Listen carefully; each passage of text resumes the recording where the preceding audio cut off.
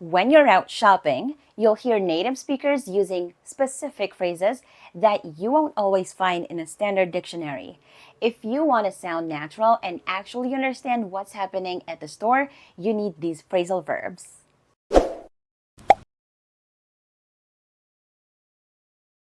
Hi, I'm Christine. My goal here is to help you build a solid foundation and show you how to understand the English language and communicate effectively and confidently. No boring lessons, just real English that works. This is part one of a two-part series where we break down the most common shopping expressions. I've divided this lesson into two parts because there's a lot to cover and I want to make sure it's easy to digest. So today is part one. We're focusing on choosing and paying.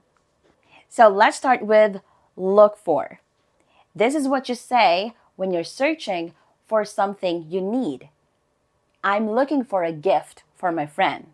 If you tell a clerk this, they'll know immediately that you need help finding a specific item. Number two, line up. If the store is busy or there's a big sale, you'll probably have to line up. This just means standing in a row with other people and waiting for your turn. You might line up to get into a store, to use the fitting room, or to finally pay for your stuff. It's basically just waiting in a row. For example, the store was so crowded that I had to line up for 20 minutes just to buy a t-shirt. Or, I hate it when I have to line up just to try on a pair of jeans. In American English, they say line up, but in British English, they say queue up. It's the exact same thing. Next is ring up. This is what the cashier does. It means they're recording your items and charging you. The cashier rang up my groceries. To be clear, you aren't the one ringing up unless you're at a self-checkout. Usually, it's the employee's job to ring you up.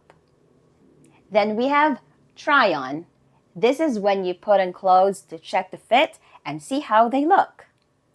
I want to try on this jacket before buying it. Take note, you don't just try a jacket. If it's going on your body, you have to say try it on. What about payoff? This one's for when you finish paying for something expensive. I finally paid off my new phone. This usually refers to installments or credit. When your balance hits zero, you've paid it off. For example, it will take them 5 years to pay off the car. Next, pick out. This means you're choosing one thing from a bunch of options. For example, she picked out a nice dress for the party.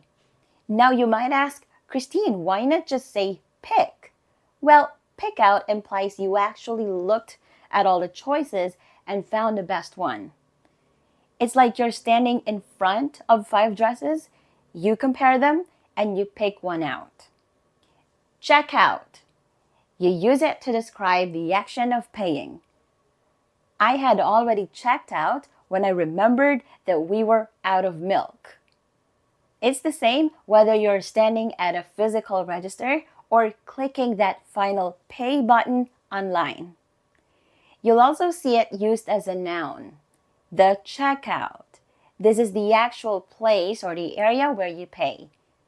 Like, I'll meet you at the checkout, or the checkout line is really long today. If you aren't ready to buy yet, you might ask them to put it aside. This means the store reserves the item for you. Could you put aside that book for me? Maybe you need to come back tomorrow or you're waiting for a friend's opinion. So they hold it so nobody else can buy it. Next, decide on. Decide on is for when you finally make up your mind. I finally decided on the red shoes. Basically, you were comparing, you were thinking, and after all that, you made your final choice. That's when you decide on something. Another example, it was a tough choice between the laptop and the tablet, but I decided on the laptop because I need it for work.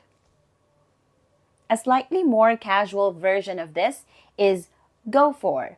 This means to choose something because you like it or it's the one you want most. Example, I think I'll go for the blue bag. It sounds less formal and more about your personal preference in that moment.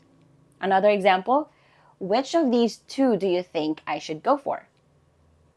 That wraps up part one. Now you've got the phrases you need for picking out your items and handling the payment.